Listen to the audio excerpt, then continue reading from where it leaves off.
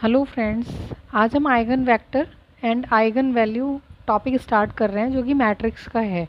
ये BSc second year का हम लोग लेकर चल रहे हैं, पर 11th-12th का अभी हमने कराया नहीं है। नेक्स्ट वीडियोस में आपको देखने को मिलेगा।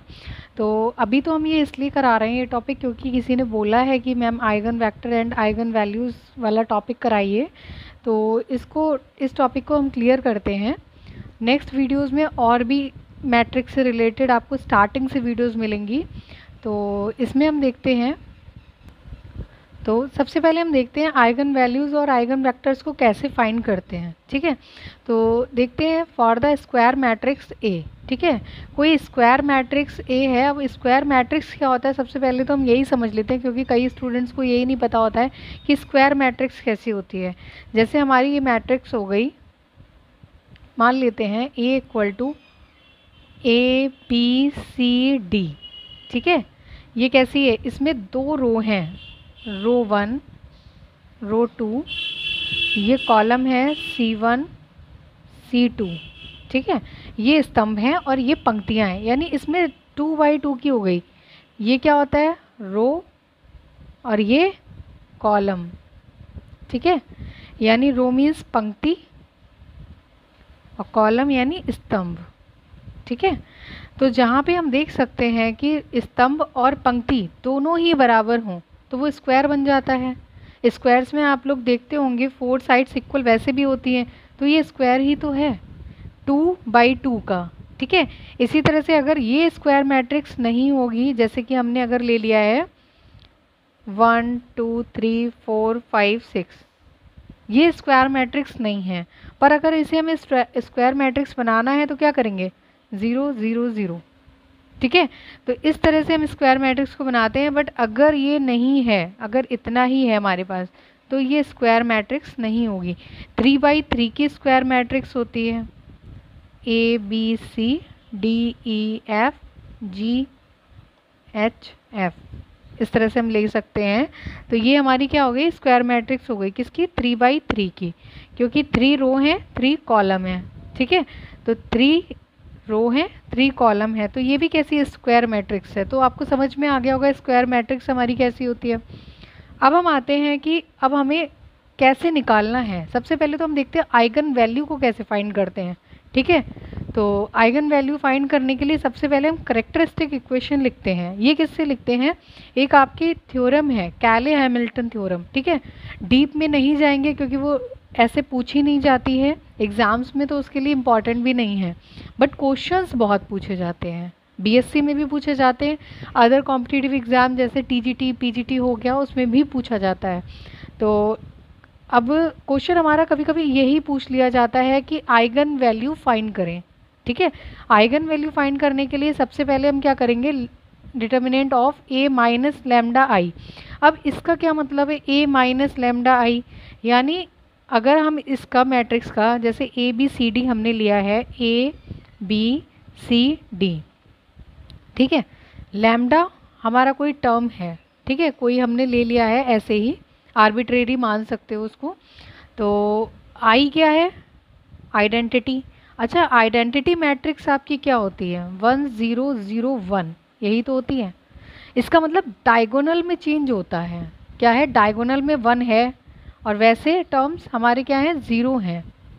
तो इसके लिए हम क्या करेंगे, बाकी एलिमेंट 0 हैं, तो इसमें डायगोनल में ही चेंज करेंगे ना, क्योंकि लैम्डा के साथ में आई है। तो अगर हम A माइनस लैम्डा आई इसका फाइंड करें तो क्या आ जाएगा, यहाँ पे डिटर्मिनेंट है तो यहाँ भी डिटर्मिनेंट साइन लगेगा, तो A minus lambda BCD minus lambda, इस चीज़ को ध्यान रखना है। ठीक है, क्योंकि हमारा डायगोनल में ही चेंज होगा। क्यों हुआ, क्योंकि आई जो है वो हमारा क्या होता है, डायगोनल में एलिमेंट्स हैं, बाकी एलिमेंट्स 0 हैं।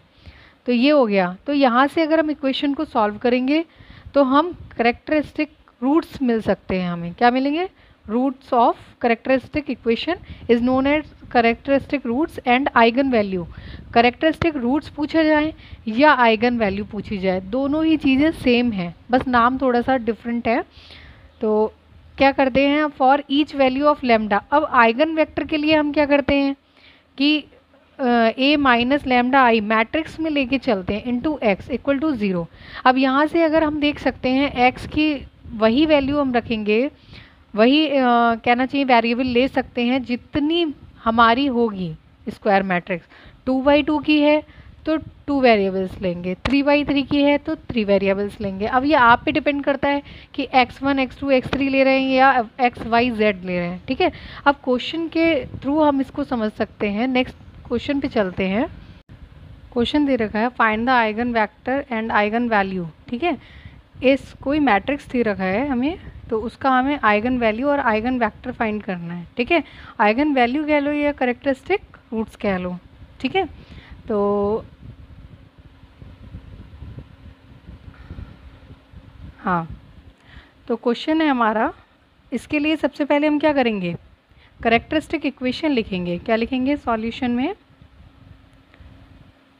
कैरेक्टरिस्टिक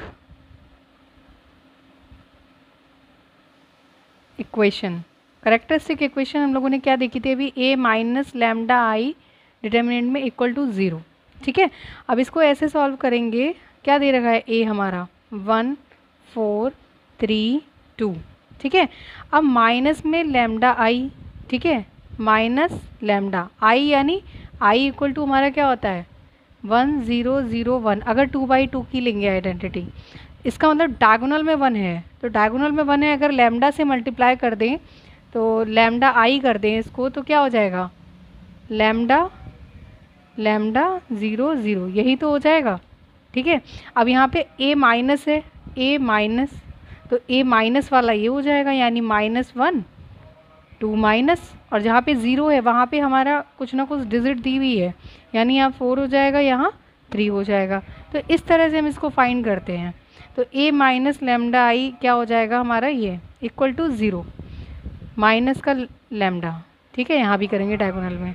तो अब हम क्या करते हैं इसको सॉल्व, जैसे कि डिटर्मिनेंट हम सॉल्व करते थे वैसे ही हमें सॉल्व करनी है। सॉल्व करने के बाद क्या आएगा 1 minus lambda 2 minus lambda -4 multiply 3, ठीक है। क्रॉस में कर दो क्योंकि 2/2 की है, 3 का होता है तो थोड़ा सा टिपिकल बनता है, तो 3 में देख लेंगे जैसा बनता है, ठीक है। तो इसको सॉल्व कर लेंगे तो हो जाएगा 2 minus lambda -2 lambda plus lambda square, ठीक है। 2 -2 lambda minus lambda -2 lambda plus lambda square minus का 4 3 12। सॉल्व कर लेंगे इसको, यहाँ से कैरेक्टरिस्टिक रूट्स या आइगन वैल्यू बोल सकते हैं, उसको हम फाइंड करेंगे, ठीक है। लैम्डा स्क्वायर -3 लैम्डा, ये एक प्लस है एक माइनस है, तो हमेशा माइनस होगा, और ठीक है हमेशा क्या होगा माइनस होगा, और साइन जो है वो कौन सा आएगा बड़े वाले का, 12 बड़ा है तो इसीलिए माइनस आया है। अब इसकी फैक्टर कर लेंगे तो क्या आ जाएगा हमारे पास लैम्डा स्क्वायर -5 2 मतलब मल्टीप्लाई हमारी 10 आए, और ये माइनस है यानी माइनस करेंगे घटाना हमारा क्या है 3 आए, तो 5 में से 2 माइनस करेंगे तो 3 भी आता है, और अगर मल्टीप्लाई करेंगे तो 10 आता है। तो 5 - 2 lambda -10 equal to 0, lambda square -5 lambda minus minus plus का 2 लैम्डा माइनस का 10 इक्वल टू 0, लैम्डा कॉमन ले लेंगे, लैम्डा -5 प्लस का 2 लैम्डा -5। अब हमारे कैरेक्टरिस्टिक रूट्स क्या आ गए, हमारे कैरेक्टरिस्टिक रूट्स या eigen value, eigen value, eigen values क्या हो गई हमारी, लैम्डा इक्वल टू, यहाँ से सॉल्व करेंगे तो lambda equal to -2 lambda equal to -5, ठीक है। लैम्डा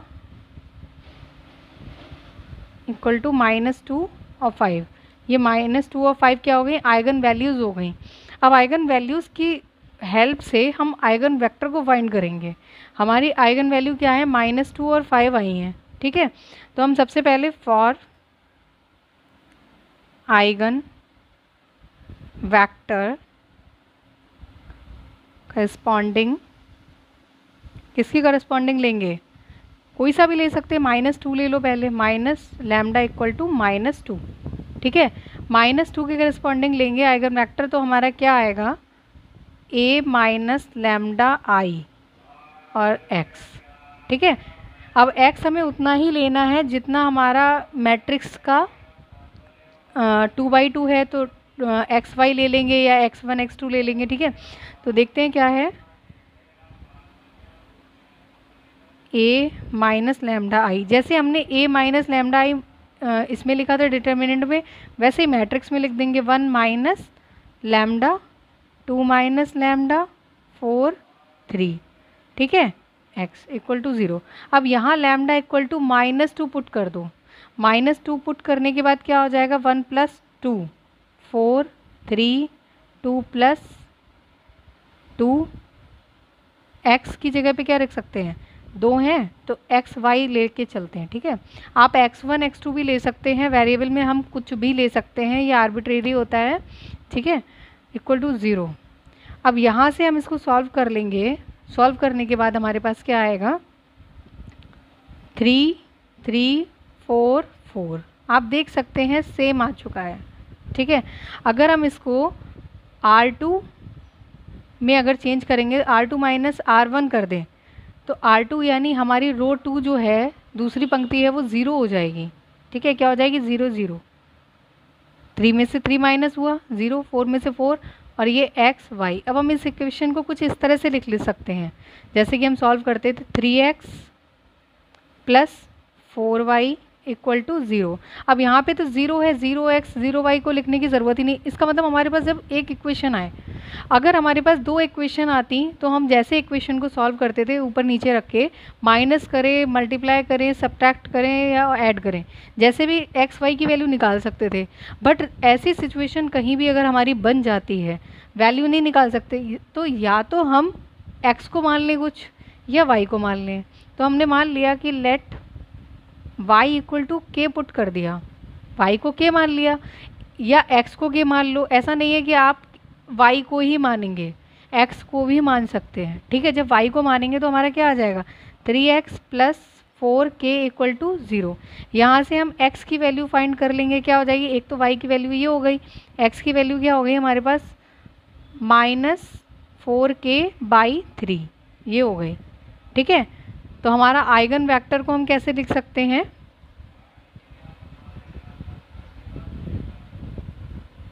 आइगन वेक्टर को हम ऐसे लिख सकते हैं, आइगन वेक्टर हमारा क्या हो जाएगा x y की वैल्यू क्या है, तो x हमारे पास दे रखा है -4/3k और y क्या दे रखा है हमारे पास, y तो हमने k माना ही था तो k, ठीक है।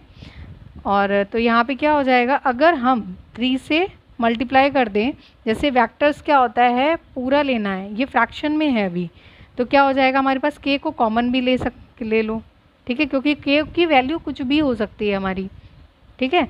तो -4/3 और ये बचा 1, ठीक है, पहले k को लिया है हमने कॉमन।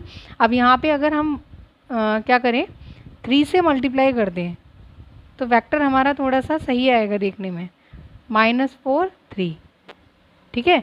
ये आ गया हमारा एक वेक्टर आ गया आइगन वेक्टर। अब हम देख सकते हैं फॉर एक का तो आइगन वेक्टर आ गया, for eigen vector corresponding to lambda equal to 5 पे लेंगे, तो लैम्डा इक्वल टू 5 पे लेंगे। ए हमारा क्या दिया हुआ है मैट्रिक्स 1 3 4 2, ठीक है, ये दे रखा है। तो हम क्या करेंगे a minus lambda I, same process है, इक्वल टू 0। तो a हमारा क्या है 1 4, ठीक है, 1 4 3 2 माइनस लैम्डा आई, यानी लैम्डा इक्वल टू क्या है 5 रख देंगे, ठीक है। तो -5 -5 0, तो क्या हो जाएगा -4 3 4 और ये क्या हो जाएगा हमारा -3 0, ठीक है। जब इसको सॉल्व कर लिया है, अब यहाँ पे x भी होता था, ठीक है, x -4 3 एक लाइन बढ़ा लेते हैं -3 और x1 x2 ले लो इस बार। अभी हमने एक्स वाई लिया था, ये अपने मन से कुछ भी ले सकते हो, ए बी भी ले सकते हो। ये इसका बस ये काम होता है कि हमें इक्वेशन में कुछ भी वेरिएबल चाहिए, ठीक ठीक है। तो वेरिएबल के लिए किया हुआ है। अब हम देख सकते हैं कि क्या इसको सॉल्व कर सकते हैं, और हाँ कर सकते हैं। R2 प्लस R1 कर दें तो ये रो हमारी ज़ीरो हो जाएगी। R2 क्या हो जाएगी, ज़ीरो हो जाएगी। -4 4 0 0 x1 x2, ठीक है, ये हो जाएगी। अब इसी तरह से इक्वेशन को जैसे पहले हमने लिखा था -4x1 plus 4x2 equal to 0, दूसरी इक्वेशन फिर से हमारी नहीं बनी। अब यहाँ से डिवाइडेड बाई क्या कर सकते हैं, 4 कर सकते हैं, डिवाइडेड बाय 4, तो -x1 plus x2 equal to 0, या हम ये भी तो लिख सकते हैं x1 minus x2 equal to 0। तो हम क्या करेंगे, माइनस से मल्टीप्लाई कर दिया है तो इसके साइन चेंज हो गए।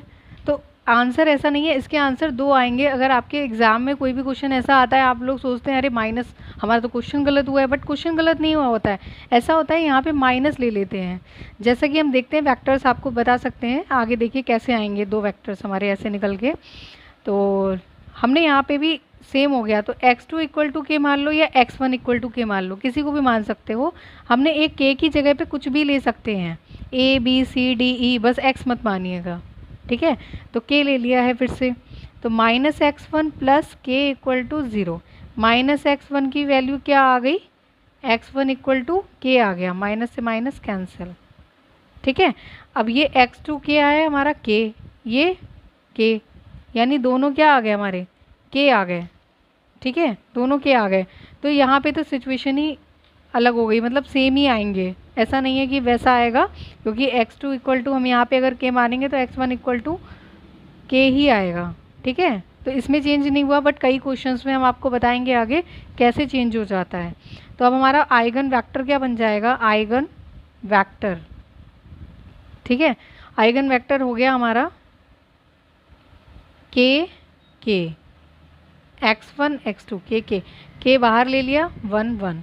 आइगन वेक्टर हमारे एग्ज़ाम में हमेशा ऐसे ही करके आएंगे 1, 1, ठीक है।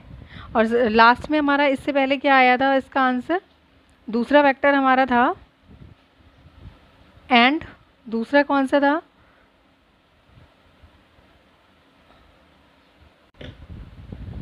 इससे पहले जो हमारा आया था वो था 3 4, क्योंकि वो किस तरह से था 3 4, ठीक है। तो ये वेक्टर्स हो गए हमारे, तो आंसर यही हो गया। चलिए ठीक है, नेक्स्ट क्लास में मिलते हैं। और भी मैट्रिक्स को स्टार्टिंग से पढ़ने के लिए, ये तो किसी ने क्वेश्चन पूछा था इसलिए मैंने ये क्वेश्चन बताया है।